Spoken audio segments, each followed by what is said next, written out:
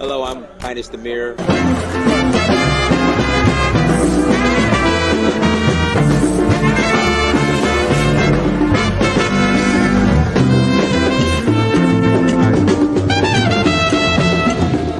So I reached out to another friend of mine. I said, look, I need to go on vacation somewhere. Where should I go? He said, go to Africa.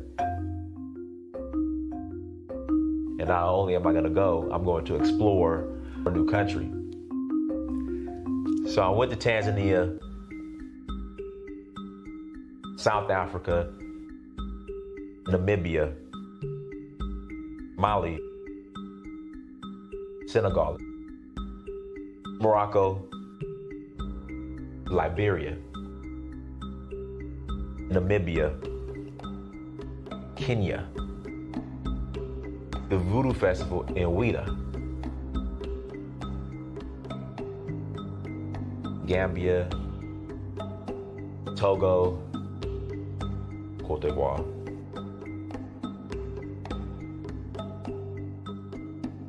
Sierra Leone, Ghana, Nigeria. It's been a beautiful experience, just learning more about our culture, our indigenous culture. So Uhuru means freedom in Swahili. I'm in search of my roots. In finding that, I would experience my Uhuru, which is freedom.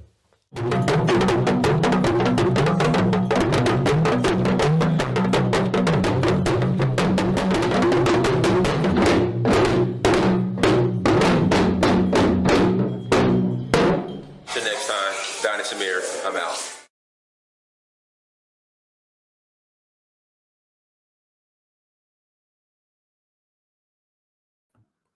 Peace, family. I hope all is well. I hope your Sunday morning.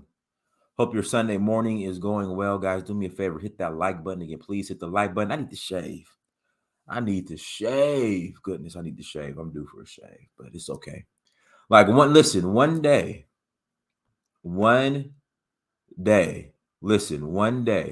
my beard is gonna connect.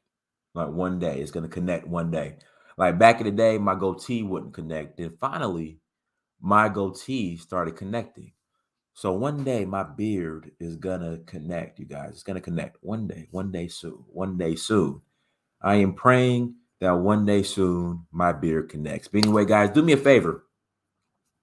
Hit that like button. Hit the like button as you come to the chat room again. Please hit the like button. Also, make sure you share and make sure you subscribe. Were you born in Africa, sir? No, I was not born in Africa. I was born right in Sacramento, California. Again, I was born in Sacramento, California, South Sac, 21st and Florida. That's where I am from. That's where I was born, family.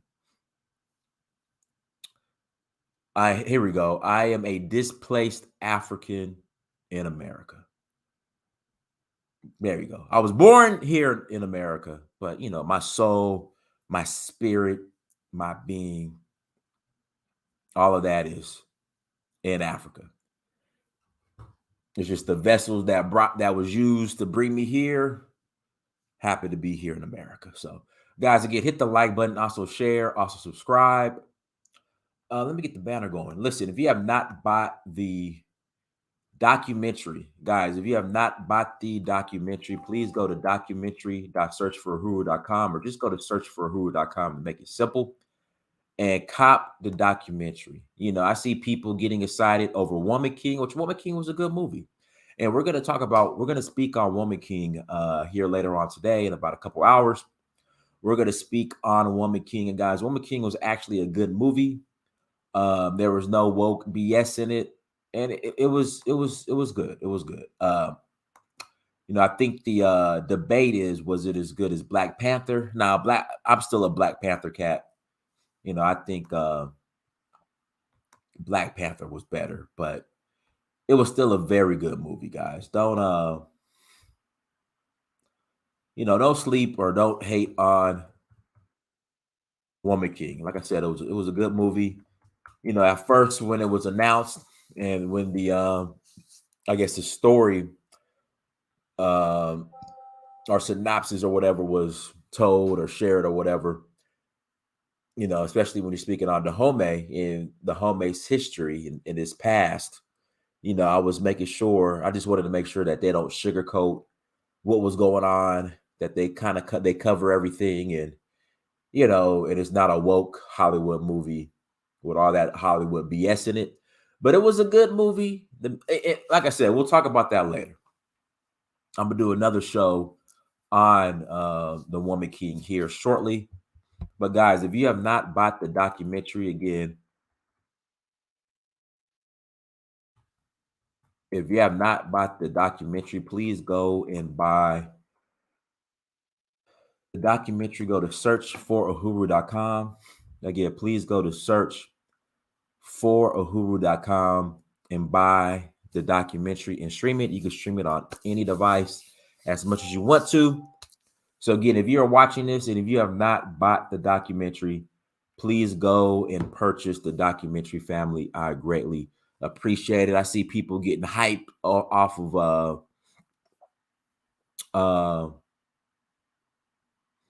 I see people getting hyped off of Black Little Mermaid and Woman King, and which is all good, man. By all means, I'm not hating, but the amount of effort that we put in wanting to get accepted by mainstream society, or validated. There we go. That's the word I want to use. Validated by mainstream society. If we were to put that same energy into our own, Black owned, Black shot, Black documentaries, Black studios, we wouldn't need to beg and scratch and claw and, oh, we got to have a Black Little Mermaid. I mean, that's a win, I guess. We wouldn't need to do all that for validation when we already have our own stories and history that we could use. But for some reason, if mainstream media, we'll just say non-Black media, doesn't validate it, we feel like it's not valid. So, go support your Black-owned, Black shot documentaries. So if you have not bought its Search of Uhuru, please go to searchforuhuru.com. Again, please go to searchforuhuru.com. Again, please go to searchforuhuru.com and buy the documentary. Also, tours. We got to talk about the tours, speak on the tours.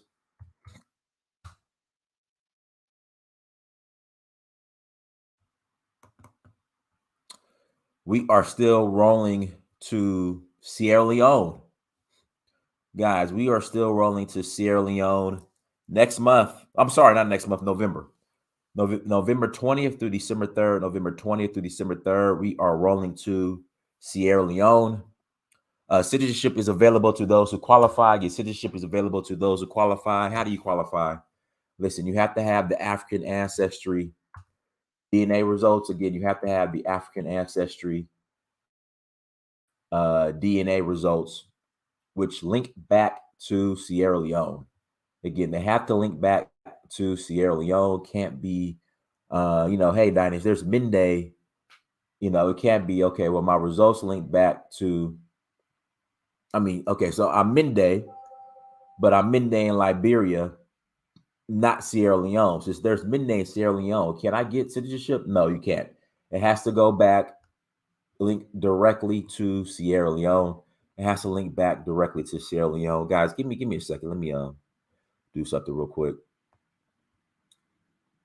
Got to hit up my web guy to correct something. But yeah, African ancestry has to go back and link back to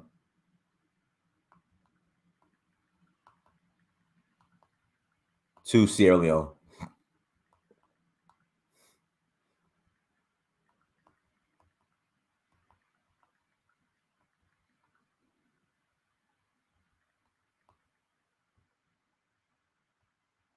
Guys, give me a second. I just got to hit my web guy up real quick. Okay, there we go. Sorry about that. I noticed something on the site. That needed to be addressed and fixed. So before I forget, I just wanted to message them real quick. So guys, I understand that Mommy Wata and Little Mermaid, I get it, man. But why can't we put money into our own studios and our own films and shoot our own Mommy Wata flick instead of having to kind of latch on to Hollywood? That's what I don't understand. Why we have to latch on to Hollywood so much?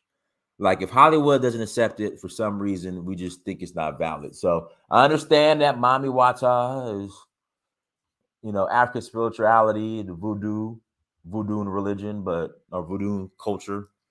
But it's just whenever Hollywood does something, if they don't, um,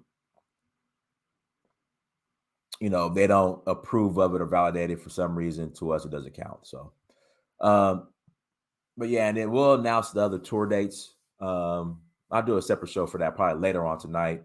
But yeah, Sierra Leone, November 20th through December 3rd, November 20th through December 3rd. Here we go. Thank you. Little Mermaid is okay. We'll talk about that on the next show. Shout out to Pan Africanism Strikes Back. Again, if you want to go to Sierra Leone with us, even if you're not eligible for citizenship, you are still welcome to join us November 20th through December 3rd. November 20th through December 3rd, Sierra Leone. Would love to have you all again. Would love to have you all. Let's see here. Where else are we at? How's he hating, Keisha? How is he hating, Keisha? So let's get into today's topic. Guys, listen, every morning, we're going to do we're going to recognize Black folks who are doing very well, not just here in America, but all over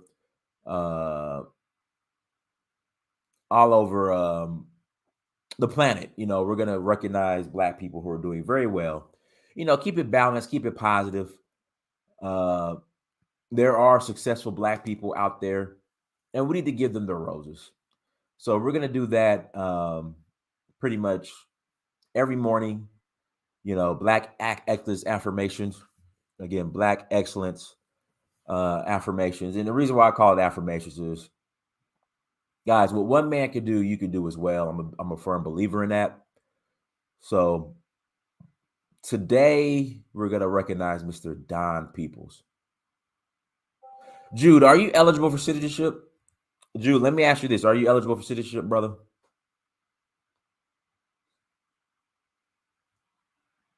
Oh, we'll talk about that in another story, another show. Let's see here. So we're going to talk about Donahue Peebles today, guys. Do me a favor, hit the like button, guys. If you have not hit the like button, please hit that like button. I greatly appreciate it. Again, please hit the like button.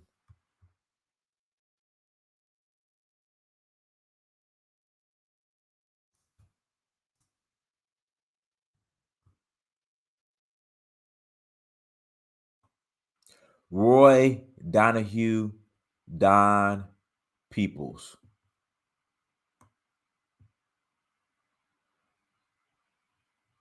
That is who we are celebrating today, family.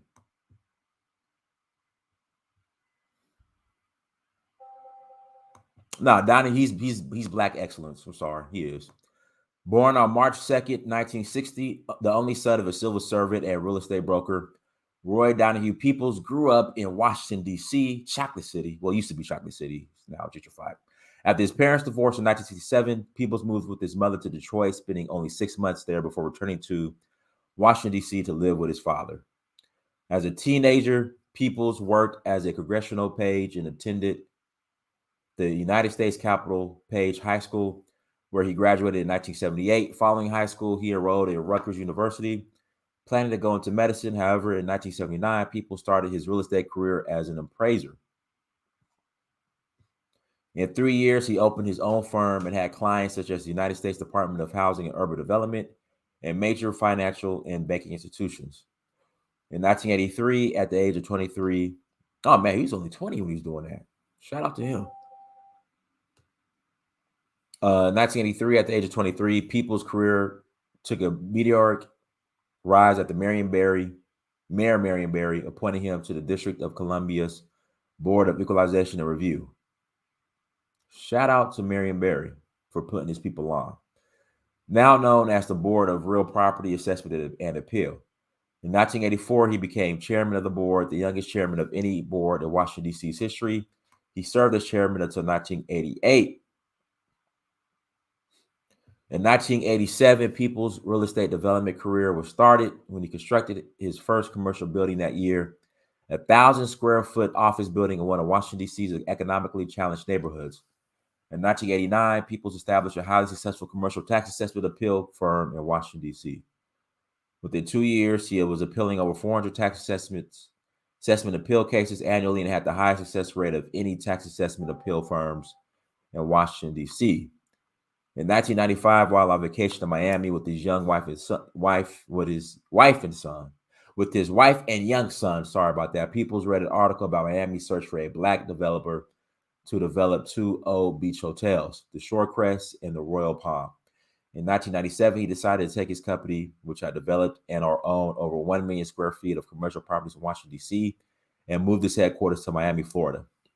Peoples expanded his company, the Peoples Corporation, by creating hospitality and luxury residential divisions dedicated to the development and ownership of premier hotel properties and high-end condominium properties.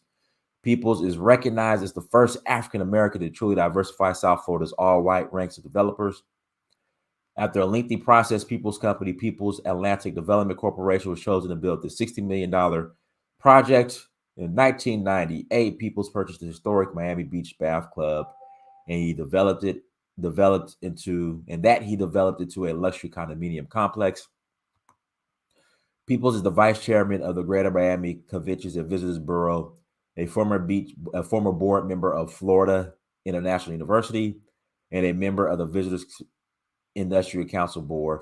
In March of 2004, he was named as an honorary chair of the Florida Builders Association.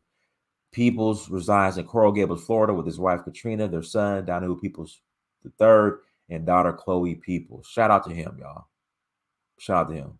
Oh, let's watch this video real quick.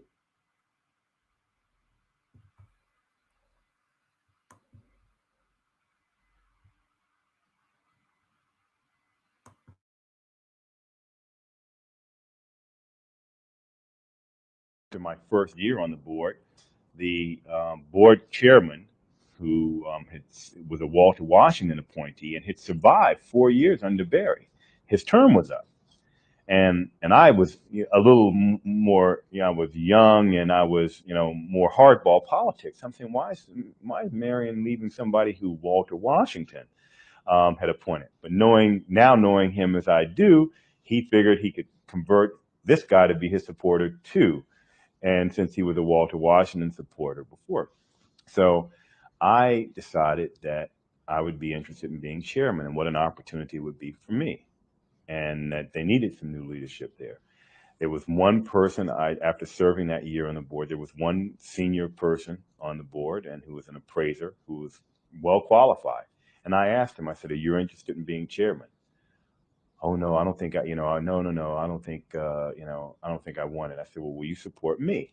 And he said, "Well, if you want it, I'll support you." And I asked a few of the senior members, and they said they would. But I realized that wouldn't be enough, so I went and I met with Ivanhoe, and who was deputy mayor at the time, and I said, "I want to be chairman of the Property Tax Appeal Board. How can I accomplish that?" He says, "Well, you know what your problem's going to be is you're young, and so forth. So you got to get the mayor comfortable with doing that. Get some key, community leaders or so forth, or some of your board members to support you." I said, "Well, I have a few of them." And then I thought about it, and I said, I just made a bunch of friends at the fundraiser that I gave for the mayor, and they're so happy that I included them and allowed them to redeem themselves. I'm going to give some of them a call. And then I knew who some of the other key supporters of the mayor were for his finance committee and so forth. I knew some of them from the campaign. I'm going to call them. So I went and met with some of the top developers and so forth and made my case. I'm young, but I've been in the business, for 3 or 4 years now. You know how complicated it is real estate. You know, appraising. I know it. I've had the experience. I've had classes. I said, most of all, you're going to get a level playing field with me. I'm not going to have any political agenda, and I'm not going to be afraid for my job because I'll have a good relationship with the mayor. I won't be afraid to stand up to the city assessors if they're wrong. I won't split it down the middle like the guy who's there now doing it. He's splitting it down the middle because he doesn't want to offend the city assessors who will go and complain to the mayor because he's in a weak position because he wasn't appointed by Barry. He was appointed by Walter Washington. I won't be afraid to rock the vote. So I got enough of them to call the mayor. And then after enough of them called him, I called the mayor and asked if I could go and meet with him. And then I remember I was nervous. I went into the mayor's office. It's a big, huge office, 20-some foot ceilings. And I go in and sit down and we start talking.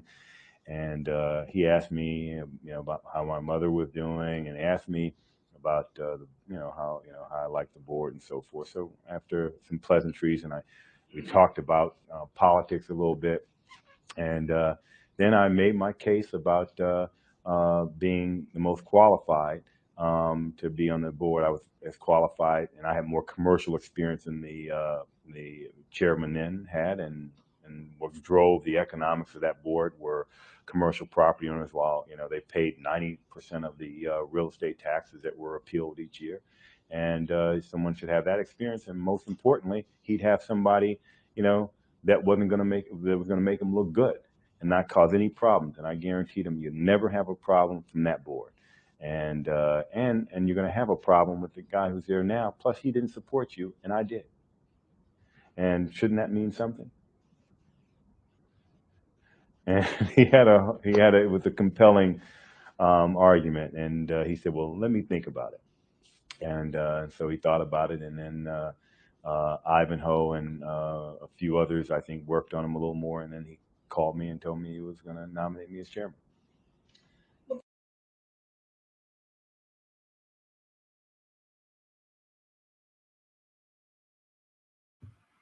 Listen, I want to make myself clear. I'm reading some of these comments that people keep saying, here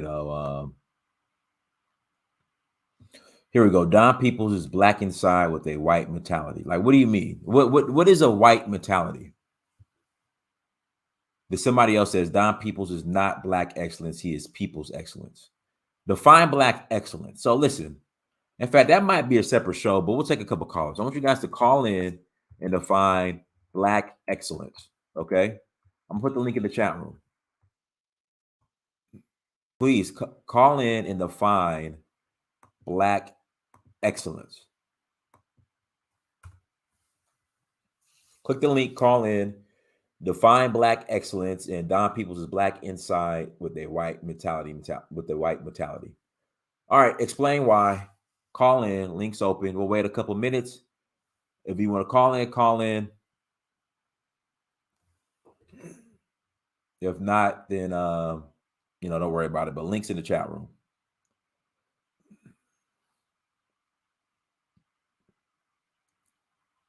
And the reason why I'm asking these questions is because being a part or affiliated with the so-called conscious, unconscious, conscious community, whatever you want to call it, my experience is you have some of the most jealous, backstabbing, hating, will cross you, jealous people that I've ever dealt with in that community. And they all scream they blackity black, black, black, black, black, blackity black, black, black, black, black, black. So just so if somebody could please call in and explain why Don Peoples isn't black excellence, let me know. Go ahead, Brandon. Hey, can you hear me okay? Loud and clear. All right, yeah, man. Black excellence is basically the ability to do what you know is right and what's best for you and not be deterred by the negativity that is synonymous with the black community. look at the people in the comments talking about Peebles, right? That brother's on it, man. That guy's an example of how a black man should be: confident, strong, using his mind in networking to build relationships that perpetuate him getting what he wants. Don Peebles is bad because he's actually doing it. See, Dinus, what you got to understand is these people want a prostitute on Instagram to tell them what they need to do every morning. They want to get motivated by the people with their booty out. Oh yeah, now take what he said and go put that in a screenshot or a caption on Instagram behind some chick wearing a thong. They'll be like, yeah, man, that's black excellence. This is motivational. But the reality, bro, is, and you know me, I spent a lot of time in organizing. I was a Jehovah's Witness for a long time. We did a lot of organization and a lot of community outreach. And what you'll learn when you work with this community is that anytime people see that some type of change on their part is required to get where they claim they want to be, they immediately have to dismiss it on what they view as moral moral uh ineptitude or dysfunction, right? So to be like Don Peebles, you really gonna have to put in work and compete. You're gonna have to get off your ass and cold call, like your book says, right? So if I'm in the black community, what I'm gonna do, Dinus, to justify me not wanting to do that is I'm gonna try to find some type of moral flaw in you, right? So that I could justify not doing anything to minimize your efforts. It's the same thing that happened with Dr. Umar Johnson and the conscious stripper.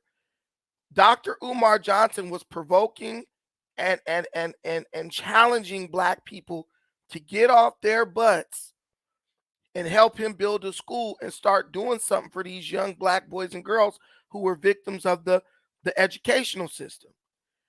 What did we immediately start doing? We started tearing him down morally because we didn't want to do any work. And Dinus, as you said, you're going to find some of the most backstabbing, conniving people ever in this community. And then people wonder why people who are successful like Don, they stay away from this community. People like Jay-Z and stuff. It's like, look, if I'm going to get torn down, I might as well get torn down by somebody who could teach me something, or somebody who has something to offer me, or somebody I could get something out of. See, because one thing, Dinus, you understand about successful people that I understand too. Successful people love helping other people. The problem, what successful people don't like, is they don't like wasting their time with people who don't want to put in the work. You can always find a mentor, but the minute a mentor realizes you're not really trying to put in the work necessary, they're going to get the heck away from you. So what do people do? They either say, I'm going to do what I got to do. I'm going to be a man or a woman and admit that I bit off more than I could chew, or they're going to start trying to tear down this person morally on these false, based on this fake moral code. Look, Don Peebles, he's Don, he's not black excellence, he's People's excellence. Same person is sitting up glorifying P Valley. Oh, that's black excellence. What is it called? Tea with the Queens is black excellence, right? Anything that doesn't deliver anything tangible, we'll grab onto that as black excellence. Excellence. Why, Dinus? Because there's no effort required on our part. Peebles was a shark, bro. He was good enough to compete with anybody for what he wanted, real estate, whatever he wanted to do. We don't want to compete. So men who are capable and qualified to compete, Dinus, guess what? they're the bad guys. You know who's the good guy? The guy sitting on the internet telling them to line up their chakras, telling them to sign up for his class so they could reach the third level of yoni elevation. Why? No, but it's true. Listen, we gear towards the BS. It's bro, we used to do it all the time back in the day. Did you ever go to church when you were young, Dinus? I didn't have to, but I've been a couple times. Right. One thing you'll notice about church, and me, I went to like a form of church. You got people who will have no money. Well, guess what? The person in the church with no money is bashing the guy in the church with money. And the way they justified that is by making a claim of being more spiritual than that rich person, right? Whole time, church can't stay running without somebody to pay the lights, the gas, the mortgage, all that stuff. The rich guy is investing the money he's making in keeping the church going. The super spiritual joker is in there trying to make himself out to be better than everybody based on some false sense of superior morality. And that's what you got right here. When you say people's is people's excellence, so you're saying that you are better than Don Peebles because you haven't done shit or you haven't done nothing, but morally you're his superior. But we don't really know that because we don't really know you or him to that extent. You see what I'm saying? Absolutely. Yeah, but that's sad, man. You can't even give these people a positive message for the morning without them trying to tear the brother down. What did the brother ever do to them or me or you? Nothing. He simply gave you an example of someone going after what they wanted. If you can't accept that and take that, you're just a negative person and you hate black people and you're a traitor to your race. That's the reality. We can't be anything because everything we try to be, some people are going to find an angle to try to tear it down. And that's all I have to say. Okay. Appreciate you coming on, brother. Hey, links in the chat room. Link is in the chat room if you want to call in and add to the chat room. I'm sorry, if you want to call in and add to the chat, to the conversation, you're more than welcome to. If you want to call,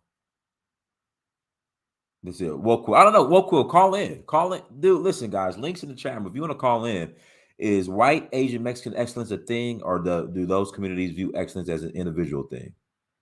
See, we just want to overcomplicate everything. Here comes the we not capitalists, we socialists, man. We socialism, man. Communists. We not capitalists. See, you got a capitalist mindset because you celebrate Don Peebles. Here we go. Here we go. But again, links to the chat room.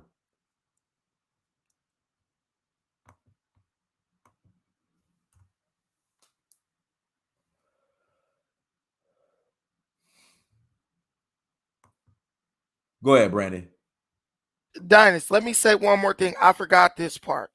Go ahead. Exactly what you just said is true. But let me tell you this.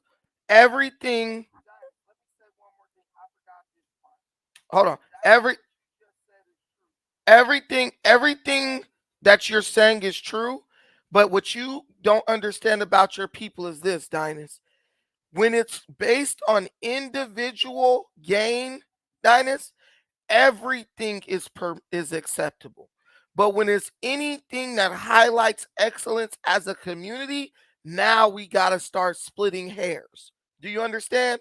It's like this. I'm going to give you this example. If I go to my job and they pay me $200,000 a year, I'm totally fine with dealing with racism. I'll let them call me a nigga every day because that paycheck is too good. No, listen. I don't know about that. Wait, listen. I'm not talking about me, Dynast.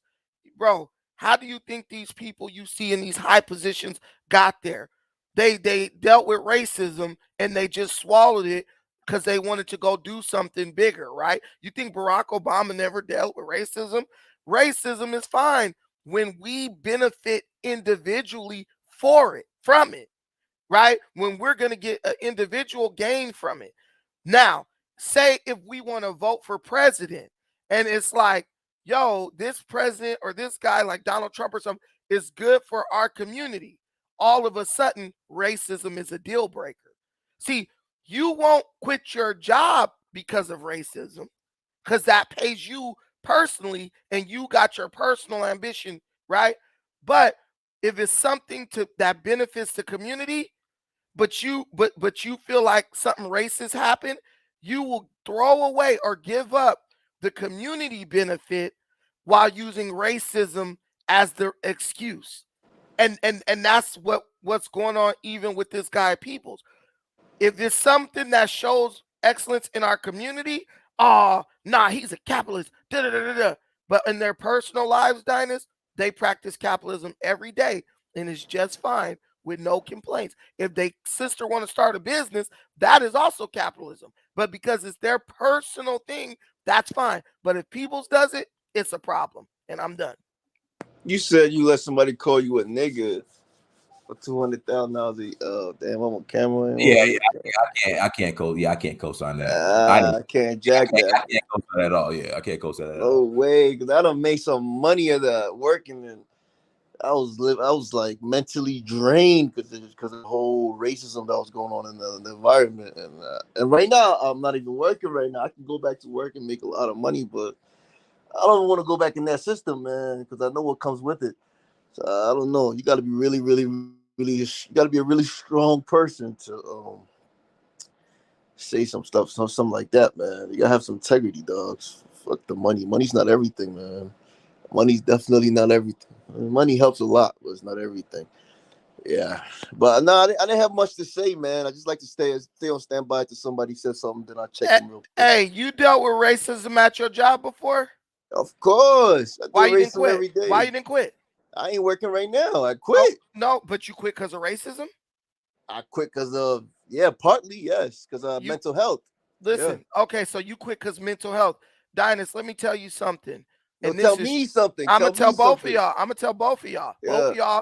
Both of you guys are liars because Black people deal with racism at work every day. But racism is tolerable when you are personally benefiting from it. I'm not saying they're calling you the N-word. You just said, for 200,000, I'll let somebody call me a nigga. You're keying on the word nigga. Getting the looks and getting the... You're keying the word nigga. That's a little different.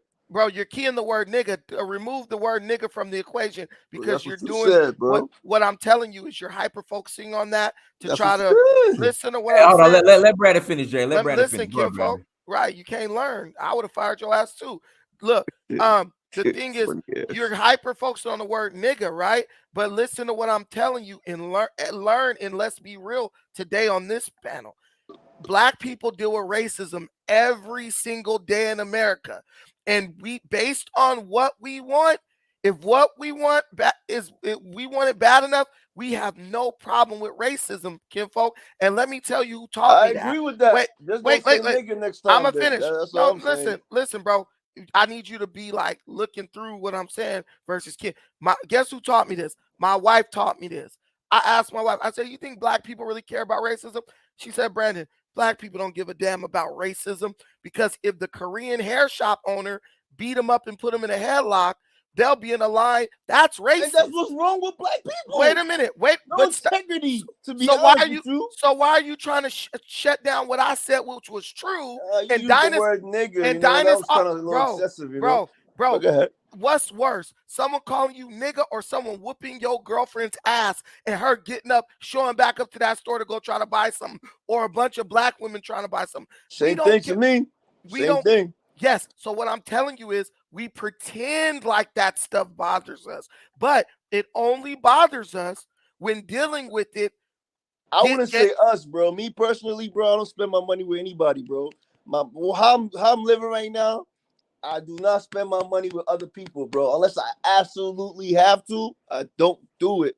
I'm talking to man, I got integrity, bro. A lot of Black folks don't. If that's what you're saying, but I got integrity. I'm telling you, as a community, we have no integrity. We will sell out our community over things that we tolerate in our personal life and then get out in front of the public on stage and act like there's no way we could deal with this or this or this. And that's what's wrong with Black people. Yes, and that's why. And that's why we don't go forward. You know how many times the 100%. Asian got called a chink, or a Puerto Rican got called a spick, and they was like, look, we know these people hate us, but we got to do what we got to do for our benefit. Their Black level of hate is not nowhere close to ours, but I hear you. Right. But black people stop right there as a community. Racism is unbearable. We can't vote for these policies that benefit us because of what? Racism, right? Right? We gave up even Donald Trump over what? The money. Racism. But guess what? Anybody who say, wouldn't vote for Trump, they will go work for him for the right amount of money while him still being a racist. That's what's wrong with black Dynasty. Yeah, people, man. I think that's a fact because Dynasty, true or recently, false? I was Brad, at hold on, work. Brad. Let's hear from that good guy. That good guy. Go ahead. Because recently I was at work and a Mexican called a fellow worker of mine. He's black like me. He called him a boy at work. I've been And called a boy before too, man. let me finish my point though. Let that good guy finish, Jay. Let him finish. Go ahead, that good guy. So at work, he called him a boy, and it's out of place, out of line, and all that. And I was trying to tell him he's younger. He's a younger individual, but he's a younger black man. I'm trying to tell him he does a lot of dumb things on the job, right? So I think that they could feel like they could talk to him any kind of way. It's me and this other black man, and I told the guy straight up and down, you wouldn't be talking to me like that, things like that. And the kid, you know, he don't say nothing. He don't speak up for himself. So I think it's a more of an individual thing. And you know, at the job, you got to do what you got to do sometimes. I don't think it's individual. I think it's a group thing. No, Like, I mean, it's an individual talking about you got to speak up for yourself. You it can't took let me a people while, talk. bro. It You took me a can't. while to learn how to speak up for No. As a myself grown sometimes. ass man, you can never let nobody talk down to you. That's my point. I hear And I that, try to and tell I the agree young with youth you. that. But it took me a while, man, because I was scared of losing my job, scared of not being able If to your pay rent is due, bills. if your rent is due, next week, and someone call you a nigga at your job, and Sometimes you you gonna like, have to yo, I swallow need it. that check. You about to start set tripping. I ain't taking this and Yeah, and all this, right. or you You're gonna not doing just that. put your head down, work, get your check, then maybe take it to the proper channel. Yeah. I wasn't even doing that. It took me a while to Everybody has to do that. Yeah. White, black, green, or blue. You sometimes got to be like, look, it's called maturity. You feel what I'm saying? Yeah. You can't always react to shit. And as a people, black people want to react to every little thing. But while you're reacting, people who get treated with racism as well, they're moving forward because they're letting the BS slide off their back. Like, who cares what this person thinks? Let me go get to my bread. Dynast, am I right or am I wrong? You're right, because I No, dealt with. you're right. Hold on, Jay. Hold on, one mic. I dealt with racial aggressions, I would say, when I first started at my job with Centos, and I'm not gonna lie, I was very timid to really do anything about it because I needed the money at the time. Right. And Dynast, you were very timid, and you were very timid to do anything about it because you knew if you didn't get your paycheck, the black community was not going to rally around you, have a rent party, pay your rent for 3 months so you could go look for something better. Bro, you just said some real shit, bro. That's what's wrong with us, bro. That's exactly what is wrong with us. We don't back each other up. Brad, and then I'm gonna pass it to Harold because Harold's waiting. And you're absolutely correct, Brandon. Because but we'll rally around a black mermaid. Yeah, like, this shit just, right. And that we're gonna do a separate show on that later on today. In about we'll rally around a black mermaid. Let's show them. We gonna pull up to the black little mermaid. I'm just like, every man for himself. Every man in the black in the black community, it's every man for himself, unless it's a celebrity or something who's inciting it. We rallied around Monique not getting $500 million from Netflix. Soon as she got the deal, you don't hear nothing from her. They use us. And guess what? That's why you see Asians, they just build their own, so they don't got to worry about racism at work. Mexicans do the same thing. A Mexican own a construction company. Mexicans work for him. They don't got to deal with racism at work. We don't build anything then try to go off on Racist. Oh, racist. This or that. Okay, if you hated racism so bad, you would build things so you didn't have to deal with it. And I done seen the Jew guy pulled 2 Mexicans off the street, gave them the crates to work in an apartment.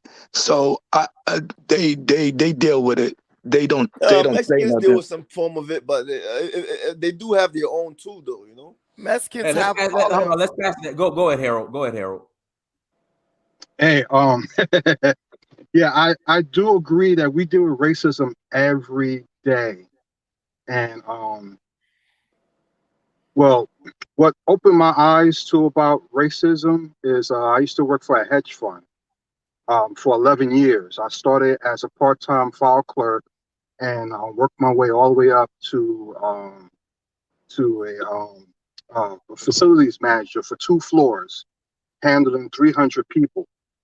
And a Jewish person pretty much raised me up to get that position. I don't have a college degree.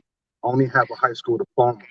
So when I sat down in the office with one of the guy who owns 2 of the companies that runs in it, he basically at the time was worth $6 billion. And we sat in the office and we were just talking about boxing, about how he was in war and stuff like that. And it opened up my eyes, like, this guy is worth $6 billion. They pay about 50 grand just to talk to him for 1 hour. And I'm sitting in the office talking to him for 1 hour for free. You know what I'm saying? I'm a black guy, you know, and he's giving me the opportunity to pick his brain. So for me, it's not really much about racism. It's much about classism. And I noticed that people that make below 100 grand, they're the ones that always want to use the racial card to make them feel better because they didn't make themselves make more money. 100% right. Harold, you are 100% right. And I noticed that people that have over 100 grand or more, or millions or billions of dollars, they're not even thinking about us like that. You know what I'm saying? It's all because the main thing is green. You have it or you don't. Can you make it for them or you don't? I have friends who dealt with people that are actually white power or whatever you want to call it, and they still work with these people because why? They're bringing them money, and that's all it is. It's all about money.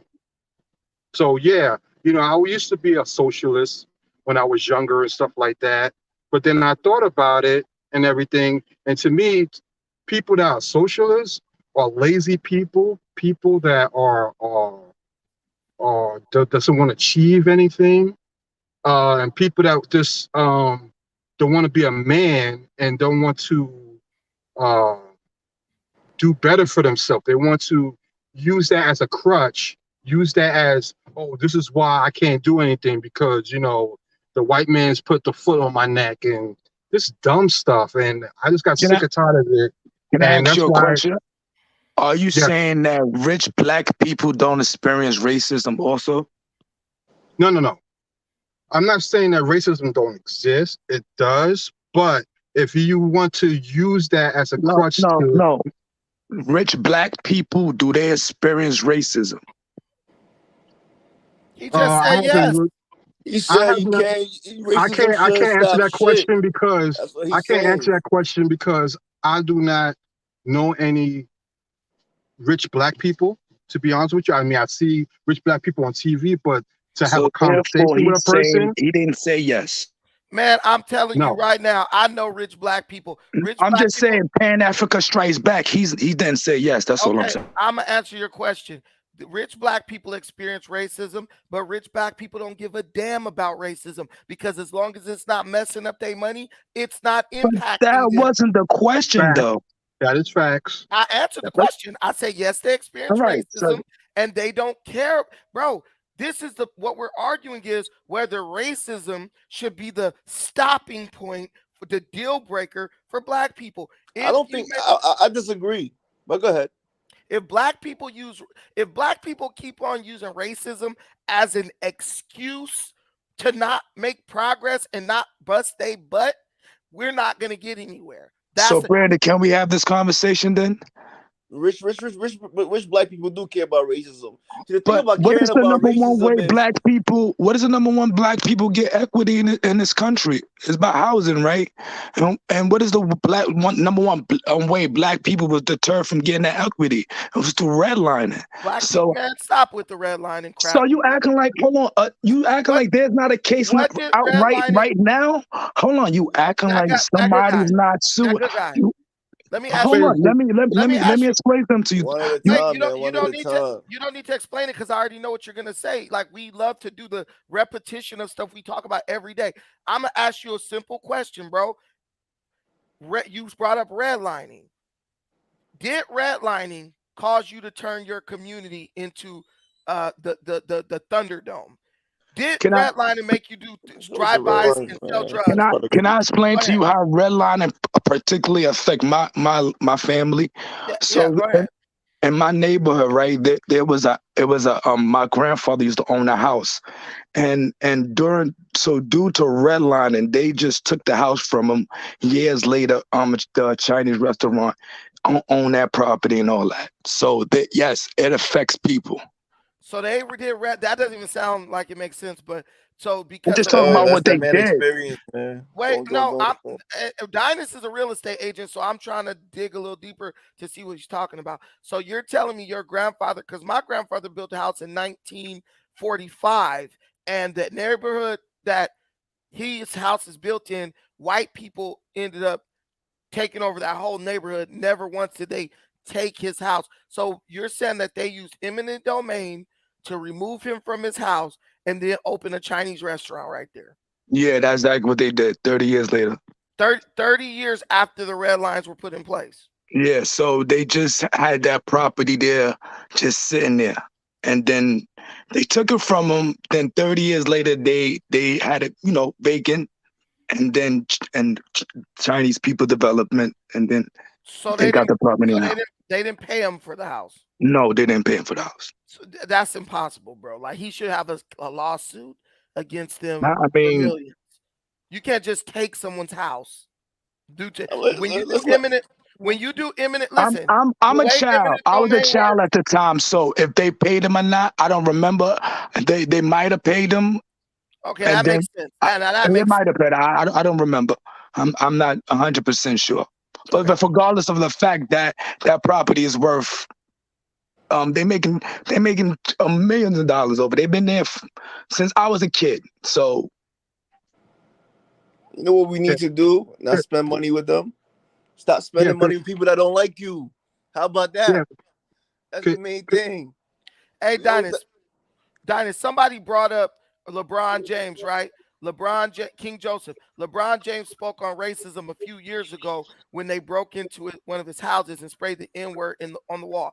And you know what LeBron James did after that? LeBron James built a mansion right in the middle of a white enclave in LA. This is what I'm telling you.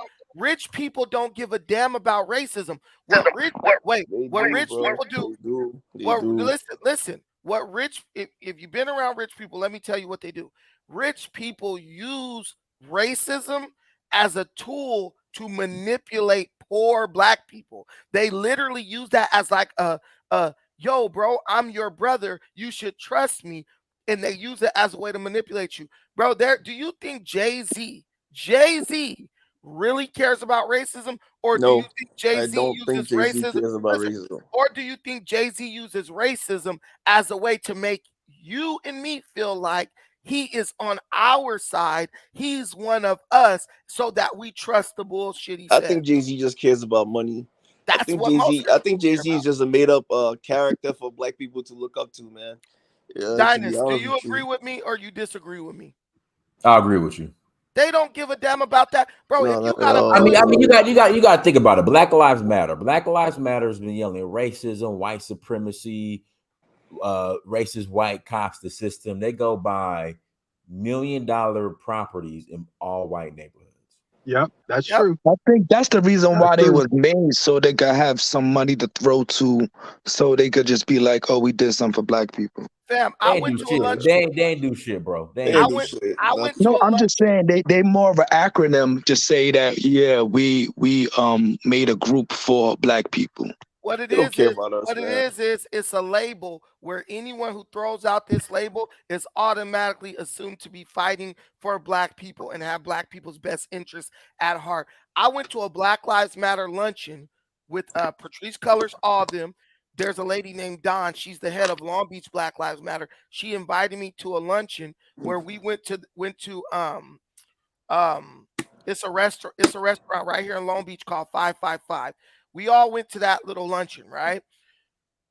Bro, these people all live in white neighborhoods. They lived in white neighborhoods before they even became leaders of Black Lives Matter. The lady Dawn literally lives in Lakewood and is a slumlord. She has like 3 apartment buildings in Long Beach, and she's a total slumlord because she tried to hire me and my brother-in-law to do some underhanded work in one of our apartments, but we wouldn't do it because it was like we weren't going to be responsible for the creating a dangerous situation where somebody could have got hurt to cut corners for her. So what I'm telling you, bro, these people use racism as a form of basically make racism a business, right? It's like the guy who started making Black Lives Matter t-shirts and goes stands outside at the little convention that the black people having and sell Black Lives Matter shirts. That guy doesn't care about the cause. All he's doing is profiting off of the cause. And that's what black rich people do. They got to keep you stuck on racism because they know you think, look, BET is going to promote anti-racism stuff because they want to keep you watching their channel versus white channels. And guess what they did in the end, Dynast? They sold their channel to white people. All that black excellence shit went right out the window when the check was big enough. And that's what we got to understand. Racism is a method of controlling black minds without having to actually invest in black people. We need to just throw that shit out, understand it exists, but do not let it dictate anything you do. Somebody could call me the word nigga all day. I'm not going to hurt them or attack them. Why? One, they have a freedom of speech. Two, what happens to me once I get done killing that guy for calling me an N-word? I'm not going to send myself up the river based on something I can't control. You can't control how somebody feel about you. No, You you can't can't. control what somebody say about you. No, So you can't. why even engage yourself in that fight? It's a waste of time. Period. Black people just That, need to stick behind black that's people, man. true. We need to have some integrity. If somebody does something to somebody we don't like, we don't buy from them again. That's it. It's point blank, period. Stop spending your money people that don't like you. You know these Indians don't like you. You know these Arabs don't like you. Why are you out here spending your money with them? Like that's what I mean. And if somebody stands up for us, we got to make sure his mom is taken care of, his father's taken care of, his grandma's taken care of, so he can keep fighting for us, not just leave him alone hanging and shit. That's the Yeah, problem with black people, you know? yeah. Hey, When we gonna become human beings again? Because what I mean by human beings is because I mean if we're supposed to be the dominant species of this earth, right? So no matter what happens, the weather or anything, we can adapt and we can achieve, above that. I noticed that in the black community, uh, they just don't want to adapt to anything. Like, okay, you know, somebody's racist against you and they don't want you to do this and do that. Okay, so why can't you find an alternative or find some way to combat that? Like it's almost like, oh well, he's hating on me because I'm black, and then that's it. Like they don't want to do anything. They just Right. want to sit on their ass and just give up. Like, oh, woe was me. Like, like a female. Like I just don't understand. Like when black men's going to become humans again. Like go out there hey, like hunters and gather. Get the food and bring it back. We need Like community leaders, man. We need leaders, man. We need Yeah, I think no, that's nah, the problem because no. we Forget don't about the need we leaders. leaders. throw We don't terms need out there. leaders. We need, No, we but need we throw terms out individuals. there like We need They don't community have and somebody individuals to that have the look up to, mindset. man. The kids No, don't have we need anybody to look individuals up that to, have the man. mindset of, you know what? You ain't gonna stop me. I'm gonna get it no matter what. Harold, That's what we need. Harold, We we don't need don't. no You need leaders. examples. You need examples. We don't Harold, You need need no somebody to look leaders. up No, we listen, to. don't need guys. no. That's the problem. That's the Listen, problem. Because listen, guys. I'm Gen X. I'm Gen X, and the downfall of us that I see is the Boomer generation. Is Martin Luther King. Is what is that guy's name? Al Sharpton. You know, all those people that's supposed to be our leaders. I don't follow them because they pieces of crap. Listen, You know let what me I'm tell you saying? something. Let me tell you something real quick. I think it's the concept though. We have to build communities. We keep talking about communities. All we live in is the ghettos, hoods. We don't have no community because we don't own and control anything. Nah, we So, don't. but we have to go into the mindset of We Amos don't live in Wilson. ghettos, bro. We Yeah, I don't live mean, in do ghettos. so show Yes, we we don't. do. I don't live No, in the we ghetto. don't. If you could show me where you own and control the banks and What is the a grocery ghetto? stores, What is a ghetto? pull up a definition of community. Let's deal with community because that's the word we keep using. So what is I can use community? community. You own it, and you right Yes, communities. You own. sir. You don't have a You don't own. community if you You don't I own. don't. don't Black have people a don't have community. communities. Let me You just I'm finish don't. my my own point. community. Black people don't own communities because you when you go to the stores, white people, when you go to the banks, white people or Arabs or whoever, it's Yup. not your people. So You don't have nobody you everybody look got up to. how many people got a black owned bank in a card in their pocket? And when we get That's money, like we move to the white neighborhood. so that's my point. Hey, So you can't tell me we have community. We got to let, build those first. We let me gotta say this. build them, bro. Let me say We this gotta real quick, build them. guys. Listen, guys. Listen, Listen. Pan Africanism. When you got money, Wait. where you move to? Hold A on, white bro. neighborhood, right? Yeah, man. Look, I don't Right? live in a white neighborhood, but that's true. You feel me? So Let me say this. If you guys can hear me, I don't know. you If you ran guys can hear me. away, man. Can't be running away, bro. Hey, Yeah, you think Al Sharpton lives in a black neighborhood? let me say Do you, this. do you think? Did you think Jackson lives in a It doesn't make it neighborhood? right. It doesn't make it right. Listen, That's not my point. It listen, doesn't make it right. listen. What I'm trying to Go ahead. tell, I'm trying to tell you guys, there's a thing called a sobriety prayer for serenity. The first line of that prayer is what all black people need to understand. In the first line that says, "Grant me the serenity to accept the things I cannot change, the courage to change the things I can, and the wisdom to know the difference." The problem with the black community is that we sit around trying to change things that we cannot change. And that's kind of like the March of Dimes. Remember when the March of Dimes What's was an example of something I'm we giving gotta you an change? example. I'm giving you an Yeah. example. Yeah. The March of Dimes was a organization created to fight polio and end polio, right? So after a while, polio, they found a vaccine and they ended polio, right? So the March of Dimes realized, damn, we have no reason to exist anymore because we tried to fight a battle that was able to be won and we won it. So the March of Dimes changed their premise and their narrative for existing. Now they're here to fight cancer and to eradicate cancer.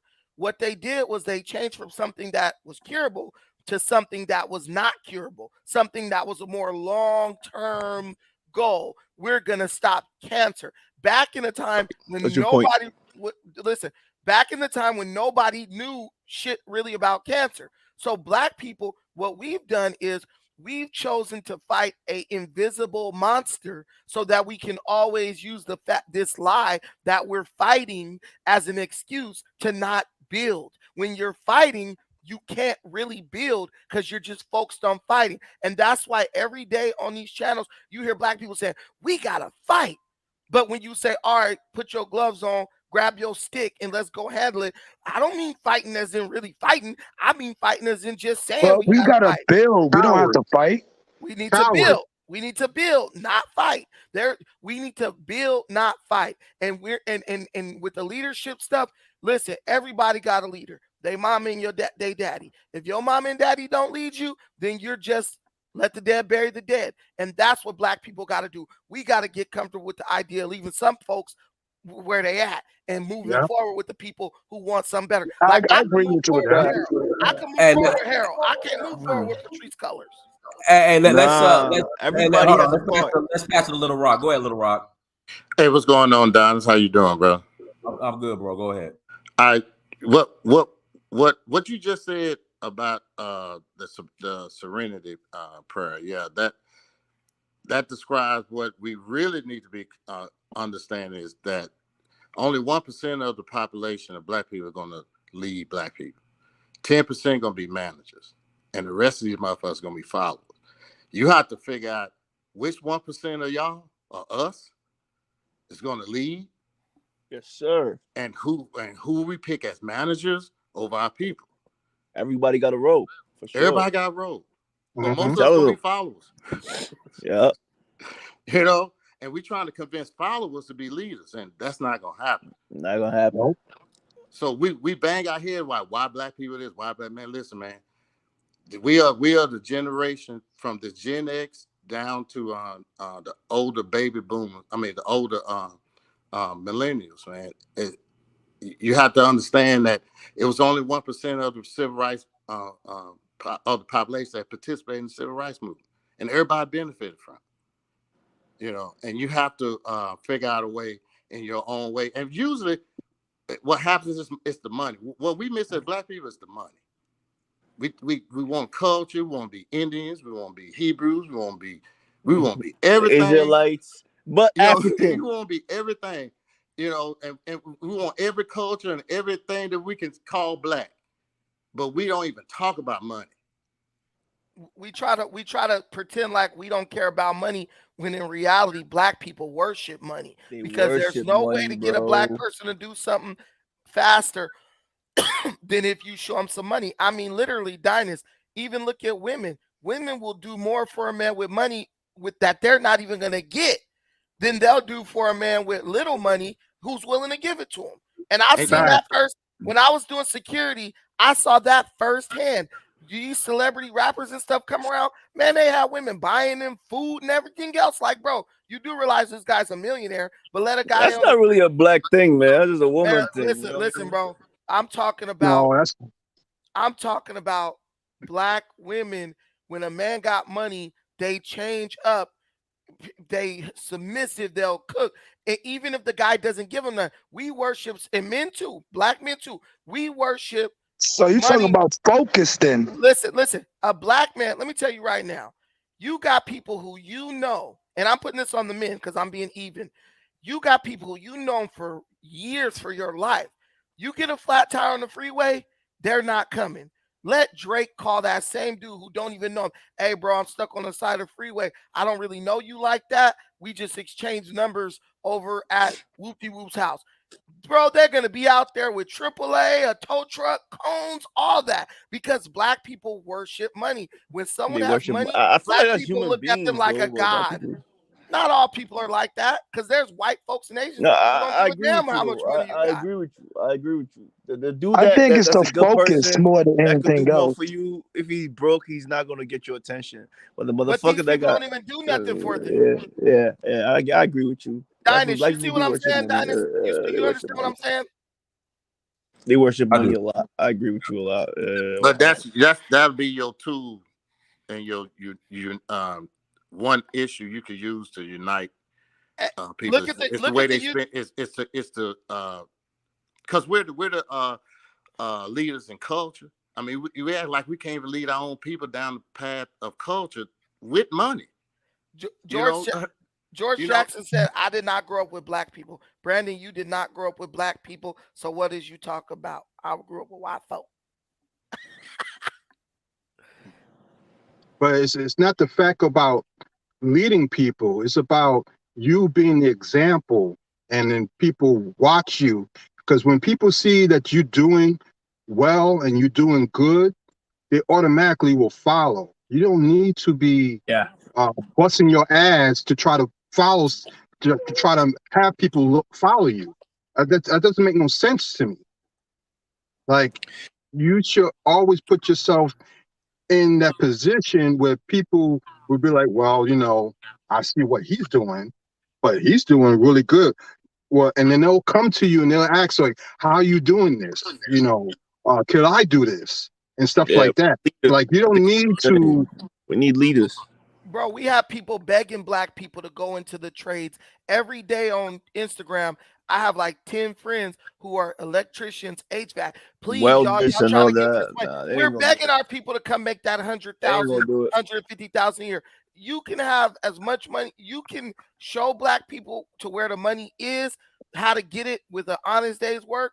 We don't want that. We They don't want do I'm an it. that. electrician. That's what I do, and I see how where I'm at in New York, I see how they send other races over here and they take over the industry. Because remember, in the union, One second. Let me ask Brandon a question. So Keisha in the chat, Keisha makes a great point, Brandon. That's not true. Yesterday, y'all were saying black women picking up homeless men, cleaning them up for, or saying Pookie. Now we've been over for millionaires. So which one is it? Go ahead, Brandon. Which one is it? Which one is it, Brandon? Go ahead. Okay, listen. I mean, there's so many millionaires out Oh, there. let Brandon answer. Go ahead, Brandon. Man, listen, what I'm trying to tell you is this. Black women operate at two extremes. If they can't get the guy with a bunch of money, they want the dude that they can control. Listen, I grew up around women. I know about women. Women are very controlling. That's what that's their goal, to have a situation where that they can control. Every black woman, not everyone, but most black women, they want this situation. Either I'm going to submit to you because you're going to be able to give me money at a rate that I've never been able to get it on my own and keep me in the finer things, and I could go use your ass like an ATM and I don't got to work or do nothing. Or if I do got to work and I got to go earn, I want a man who has to do what I say. They either want to have no opinion whatsoever because the guy's so rich that it's just like, all right, baby, go do what you want to do. Or they want to be able to win every argument by saying, get the hell out of my house, nigga, you ain't shit. I've literally lived and witnessed that stuff. So that's y'all two extremes y'all operate at. Now get a man who is middle class, making $80,000 to $100,000 a year. He buys you a house and all that stuff. You're not gonna stay with him. They're gonna divorce that guy. That's not true. That's not true. Wait, let That's me not finish. true. That's not true. Let me finish. I'm talking Go about ahead, a certain group of women, bro. I'm talking about a certain group of women, bro. Go ahead.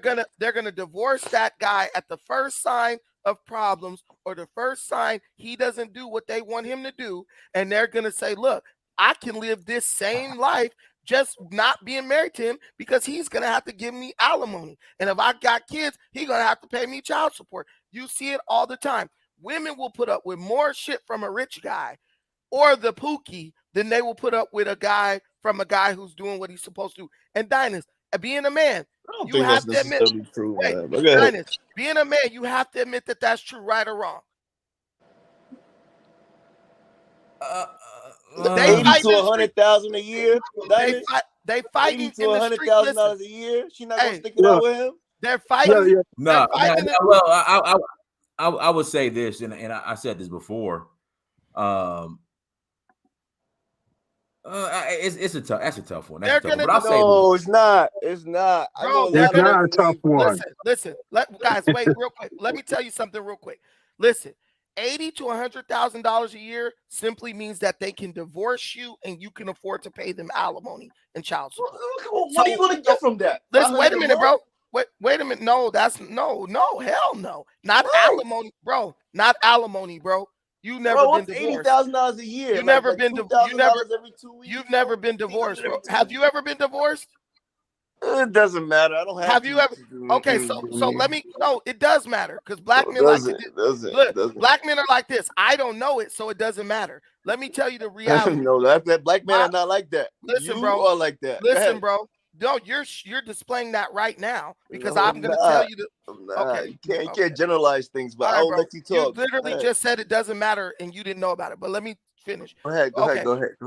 So when I was younger, my grandmother and my grandfather on my mom's side, they got divorced. My grandfather was working down at the docks. he was making about $10,000 a month. That's roughly 100 something thousand a year. I remember because my grandma he used to give her his whole paycheck. They got a divorce. He got ordered to pay her alimony. She got $4,000 a month from this dude. How much was he making? $10,000 a month. Yeah, that's not 80,000. That's almost 50% of what he was making. A lot of money. That's a lot of money. If you Bro, break up she with got $4,000. That's a lot of money. Listen, I would if she wasn't asleep, I'll call her because it's only 8 here. I don't She believe got- that, bro. Bro, listen to what I'm telling you. Listen, bro, it's not about what you believe, it's about what you can prove, and I could prove that. She got $4,000 a month, and she initiated the divorce. Oh, so let's do an example of a person making $80,000 a year. What would you get a month as a woman? Bro, all right, bro. Okay, are you including and then Jay, you have alimony? I'm pretty sure Brandon might be including child support. No, you have to keep them according to their standard of living. Whatever standard of living they have when they're with you, you got to keep them in that standard of living. So if they $80,000. Bro, listen, I didn't say. Talking Listen, about bro, I didn't say millionaires, $80,000 a year. I said he made about $10,000 a month being a longshoreman. She got $4,000 a month in alimony, and if that person can prove that they live a certain lifestyle by being married to you, if you ever know about divorce, you have to keep them living according to their standards. That's why when these women divorce these celebrities, they're able to get celebrities, not $80,000 a year guy, man. Bro, $80,000 a year is what, $1,800. First of all, $10,000 a month is not $80,000. No, I'm just saying the first example you used was $80,000 to $100,000 a month. Right. And women will leave a guy and collect alimony for a guy that's making $80,000 to $100,000. Jay, happens every day. It happens every day. Yes, every day, bro. Every day. Okay, Jay. Listen, I pay child support. If you will listen to these dockets in these cases when you're going through your child support stuff, yes, they will. Child support, yes, I agree with child support, but to go after somebody for alimony because he thinks he's making $80,000 a year or $100,000 a year. You'd have to do it. What state does he live in, bro? What state does he live in? Because California is a 50-50 state. You don't know what you're talking about. California is a 50-50 state where your woman get half of all your stuff if you get a divorce from her. Well, one thing about me is if I'm making $80,000 a year, that chick I'm marrying is making $60,000 to $80,000 a year too. So I mean, I don't know that don't even mean nothing. If y'all get divorced, she's still gonna bleed your ass. Because if she proved that you was paying the bills, you know how Negroes be like, "Baby, I'll pay the bills. I ain't worried about your money." That'd be the downfall of most men. And bro, most men making $100-something thousand a year, that's their mindset. Hey Jay, let me tell you a story. I got a homeboy here in Atlanta. Let me tell you how cold the system is. So he was paying child support up to when the child turned 8 years old. Then the woman, the mother of his child, took him off child support. Right before the baby turned 18. She decided to put him back on child support. This dude had to pay back child support for 10 years. Mm-hmm. Back child support. So he owed 40 racks. Yeah. He owes 40 racks. 40 You racks. understand how cold this system is. So yes, even though dude is making 80K, you know, a woman would try to Jay, you can try to get that whole 80K. I mean, listen. If I gotta give a chick $500 a month in child support, and if she thinks that's a come up to have a whole baby, then to me she's losing. She's stupid. Nah, to her that's not dumb. That's money she ain't got to work for, bro. Nah, that's stupid. I gotta give $500 a month to raise a whole baby, and you want to have a baby by me just to get $500 a month? You stupid, in my opinion. She felt like she's gonna have a baby anyway. Hey, see the mindset you have is you thinking that females, they are logical. They are not. They based on their emotions. So to you, $500 is nothing, but to her, it's everything. Like you don't it's not for you to really understand. Like they just do stuff just to do it. Like because to me, $500 a month to wake up in the morning, take the baby, I don't wrap my brain around when females do things now because to me, it's not going to make sense to me. So I'll just leave it alone. I'm like, well, if she wants to do that, then whatever. She just go ahead and do it. Nah, Like, but women, listen, bro. Women are logical. Women can get very logical when they need to. You guys, if you understand, I probably married the longest out of everybody on here. What I'm telling you is, do you ever notice how women, they leave a bad relationship, they'll go out and get in school, become a lawyer, a doctor, something like that, just to spite a man? When a woman is working to spite a man, she can be very disciplined and methodical and logical. Trust and believe that. And that's what men don't understand, because men naturally, because we're used to being kind of like the dominant one, we are very lazy in our dominance. So all a woman got to do is be meticulous, and she'll be able to outsmart most men, because most men are going to say, let me tell you what kills So most men. her going to school is going to help her out? Wait a minute, bro. What I'm saying is, a lot of women do that shit only after they leave a relationship. You'll be like, yo, why wasn't you doing all that when you was in a relationship, sitting on the couch eating bonbons? Why? Because now she's doing it to spite you. She's not doing it just because she want to do it. She's doing it to make you look bad. Like, look at where he left. I'm smart. But wait, let me say this. Do you know what kills most men in child support court? They don't show up to the first hearing. That's what kills most men in child support. Most men be mad, all emotional. I ain't giving her shit. I ain't going to court.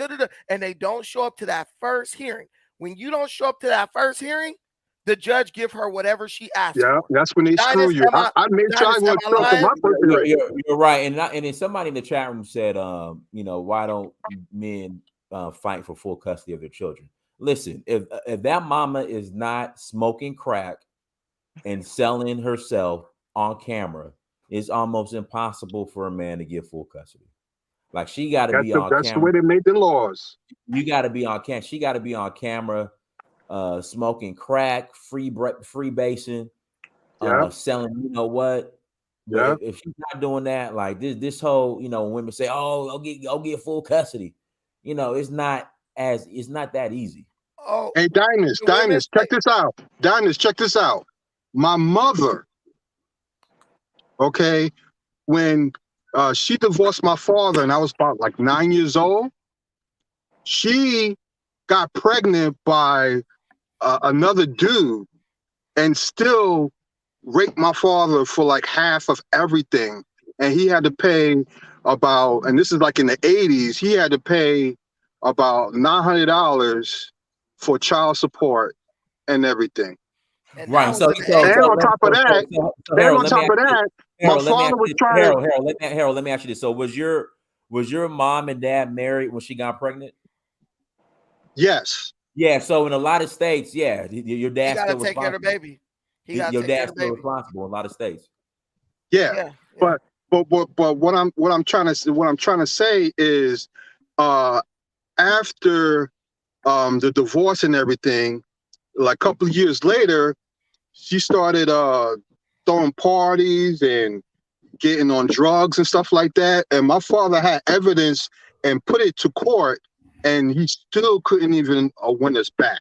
They don't care. The only time he finally got us back is after like 6 to 7 years later, after we was sent to a group home, and then he had to go and fight like almost a year and a half more to get most of all my brothers out of the group home.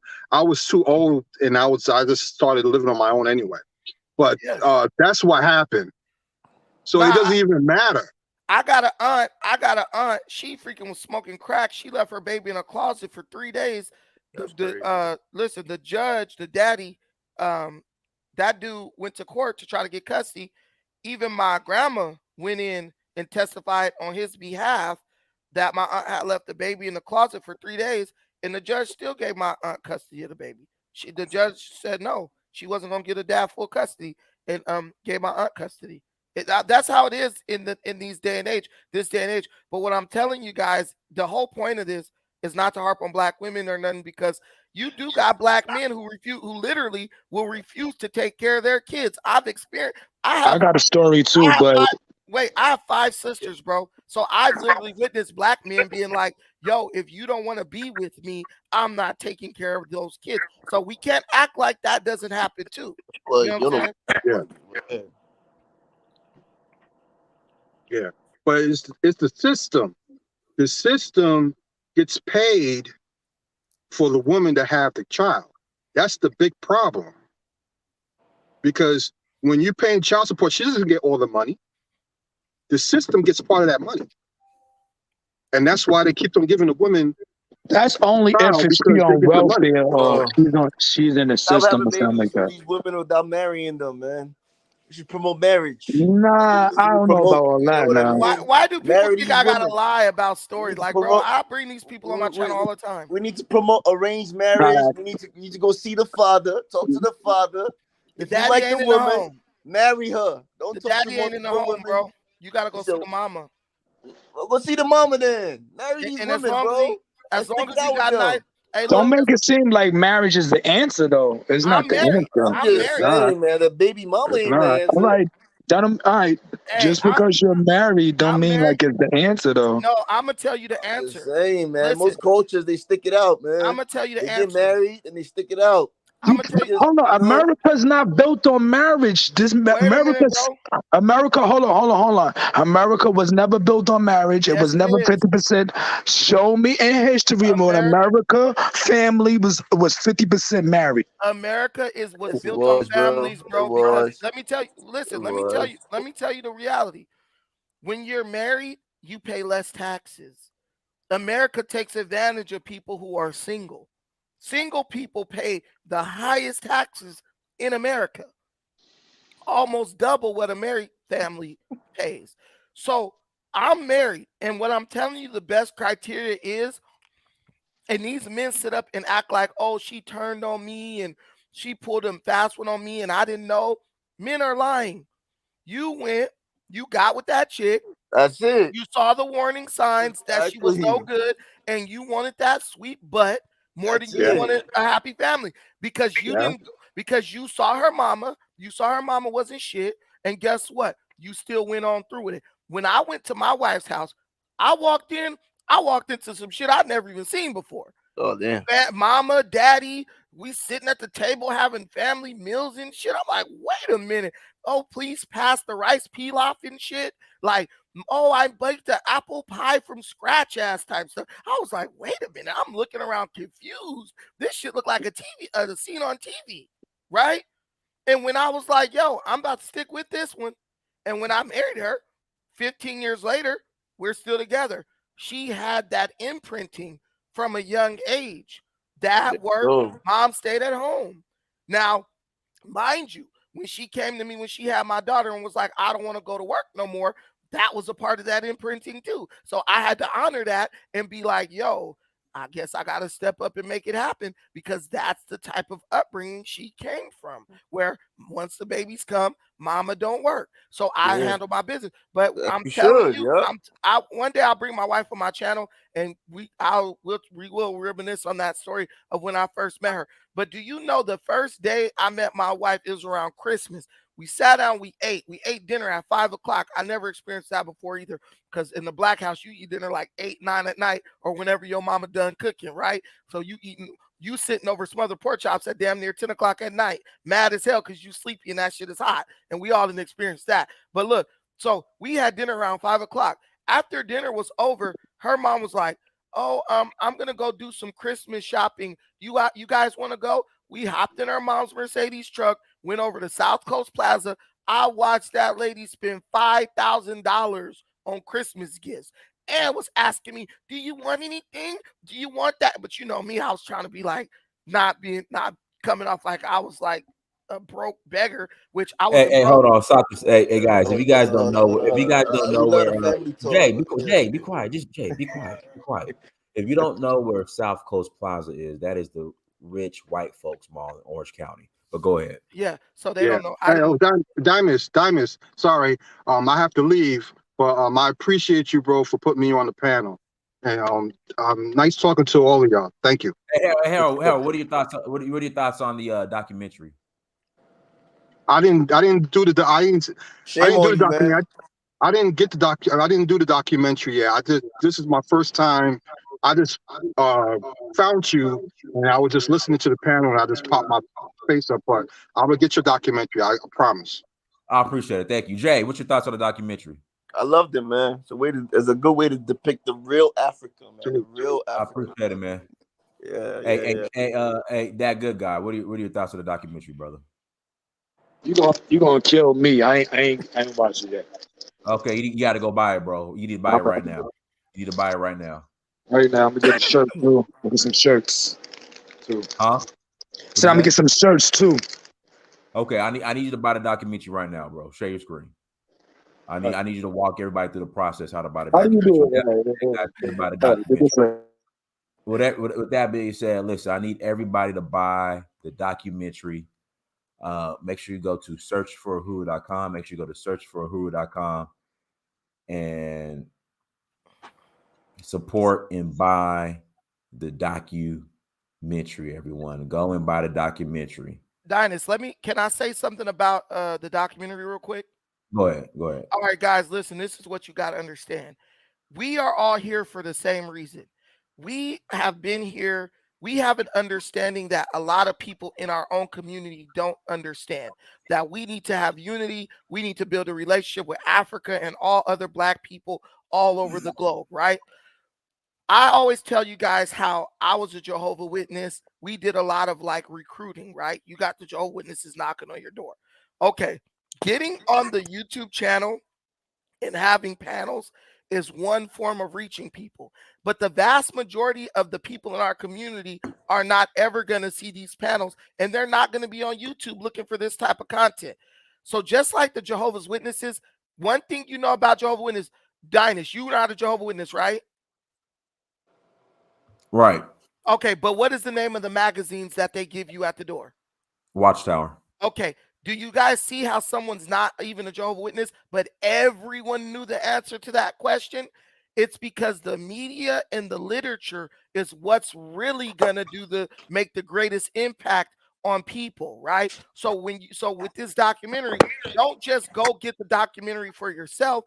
Encourage others to buy the documentary. Hey, my bro just made a bomb documentary. Hey, have you seen that documentary in Search of Uhuru about that dude who became a Prince of Africa? You got to encourage others to get that documentary, because once they show once they see it, they're gonna start telling other people about it. Hey, wait, hold on. Sorry to cut you off, Brandon. You messed up. I had you. I was on there for you. No. Give me Errol Allen. So guys, listen. When you go to the site, so Errol Allen said, Dynast, I tried to get the documentary, but I couldn't check out because it asked for crypto and I wanted to use a card. Okay. So guys, I got to pull it up right here. Let me make the screen big. Here we go. Let me make the screen big. There we go.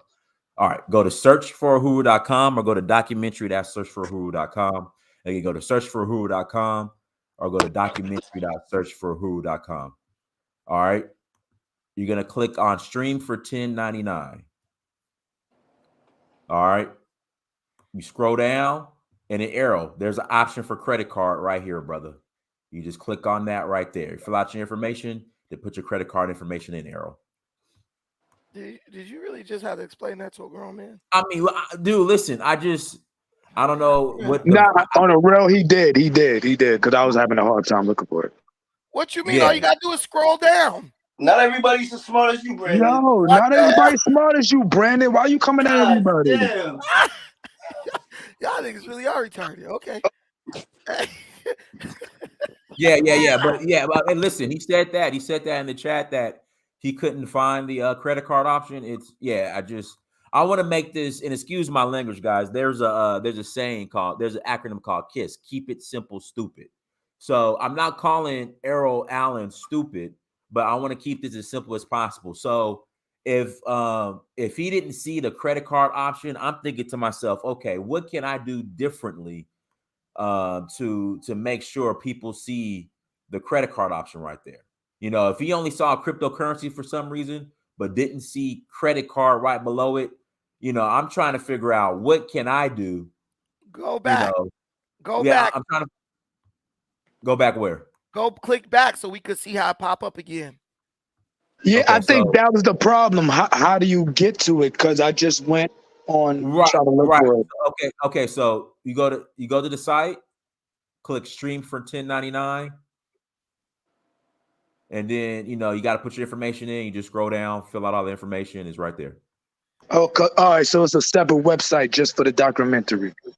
Right. So So when I tell people, so you got two options. You go to search. So if you go to searchforuhuru.com, hold on one second.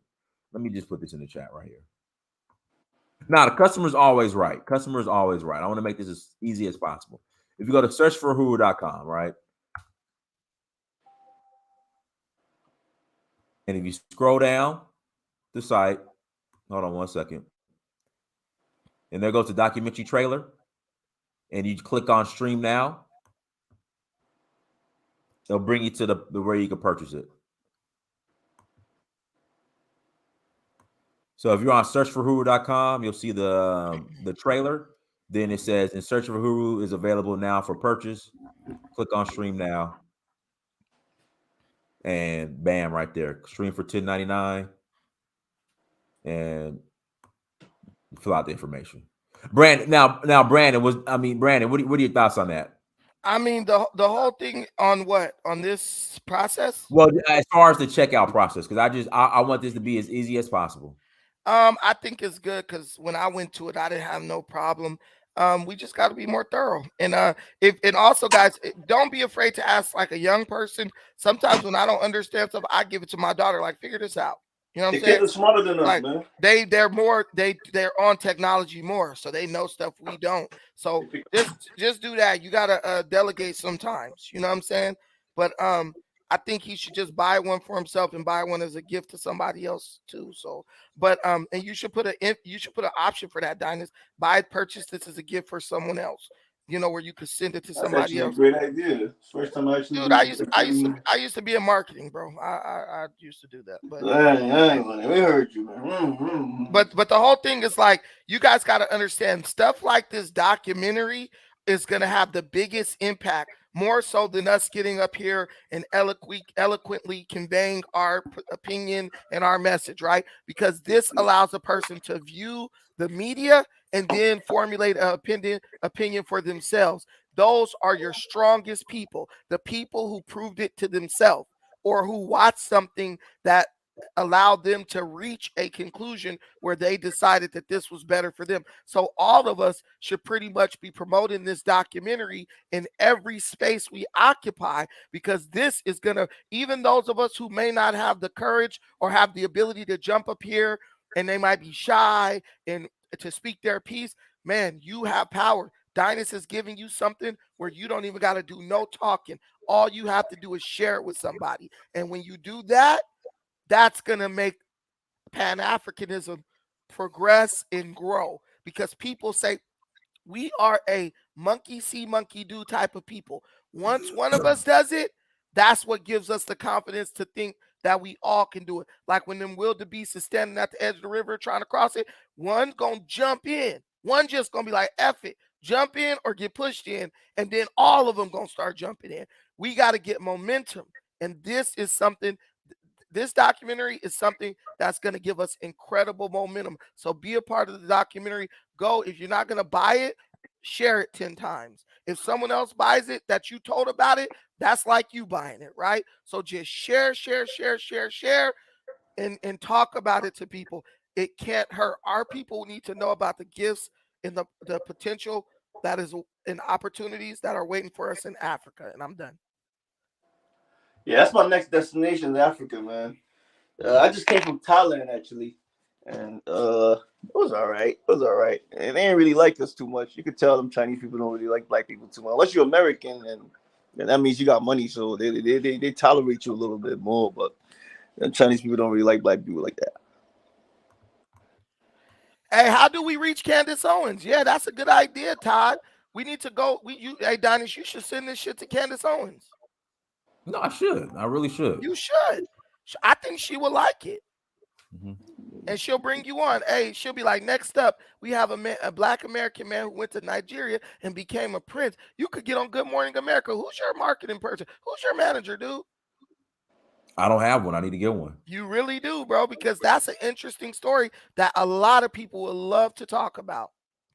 I mean, you're not too bad looking, dude. They're like, look, the dude's like a little eye candy. You know what I'm saying? The ladies are liking with his flat top. Hey, man, Dynasty, you thinking big, but you know you gotta think bigger, bigger. No, but for Errol Allen. So people who did not. Okay, so Mashawn. So people who did not see the. Okay, when you click on stream for $10.99, and you did not see the credit card option, like how could I make it easier? What, you guys just didn't know to scroll down, or like what did I do wrong? No, I mean, I'm asking for real. Like somebody in the chat room, you guys didn't know to scroll down. I want to make this as easy as possible. Also, Dynasty, you got to look at it on the cell phone, because that's where most people are going to be looking for it. Hold on 1 second.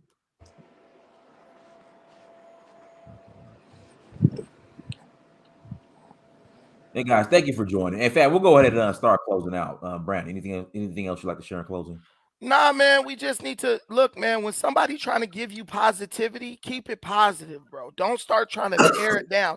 There's a lot of things that you can poke holes in, and everything wasn't perfect. Nothing is going to be perfect, guys. Do you think, look at America, the guy who gets up on stage to run for president, when they start mudslinging, they start bringing out each other's dirt. Does that stop these white folks from electing them to rule over your ass? No, it does not. Which means what? There are no perfect people. Nothing's going to be totally perfect. So stop looking for that. There's an old quote. If you whatever you're looking for, you're gonna find it. So make sure you're looking for the positive in every situation. When Dynast gets on here to motivate you, he's trying to give you balance. If you know anything about Ifa, it's all about balance. Ma'at, it's all about balance.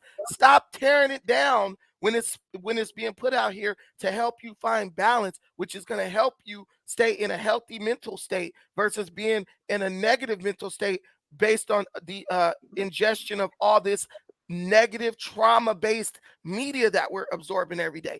Let this positivity, flow over you like you spending the night at R. Kelly's house. Stop acting like you are too good or like you're some type of moral elitist. Just let the positivity be positive. Beware of negative people. They have a problem for every solution. Albert Einstein said that. Take that, put it in your pocket, and just have a good day.